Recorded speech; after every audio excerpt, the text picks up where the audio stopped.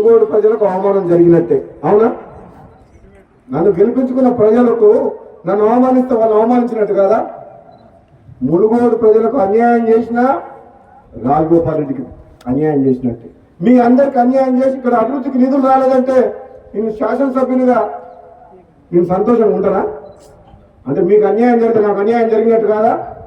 అందుకనే ఎప్పుడంట నాకు అన్యాయం జరిగినా పర్వాలేదు, కానీ మునుగోడు ప్రజలకు అన్యాయం చేయొద్దని గతంలో చెప్పిన ప్రభుత్వానికి ఇప్పుడు కూడా చెప్తున్నా. సరే, నాకు మీరు మాట ఇచ్చినప్పుడు ఇద్దరు, కానీ అప్పటిదాకా మాత్రం మునుగోడు అభివృద్ధికి మాత్రం సహకరించండి, ఒక్క రూపాయి కూడా ఆపచ్చుకుంటున్నా. ఇస్తామన్న మాట ఆలస్యమైంది, సమీకరణలు కుదరలేదని అంటున్నారు. ఎందుకు కుదురుతారో సమీకరణలు? మనసు ఉంటే మార్గం ఉంటుంది, ఎవరు పుల్ల పెడుతూ రాకుండా ఎందుకు కుదురుతారో సమీకరణలు? నీకు నన్ను పార్టీలో తీసుకున్నప్పుడు కదా మీ ఇద్దరు అడదంగా ఉన్నాను కదా, తెలుసుగా. మన పార్లమెంట్ ఎన్నికలప్పుడు రెండోసారి ప్రామిస్ చేసి మాట ఇచ్చినప్పుడు కదా మీ ఇద్దరు అడదంగా.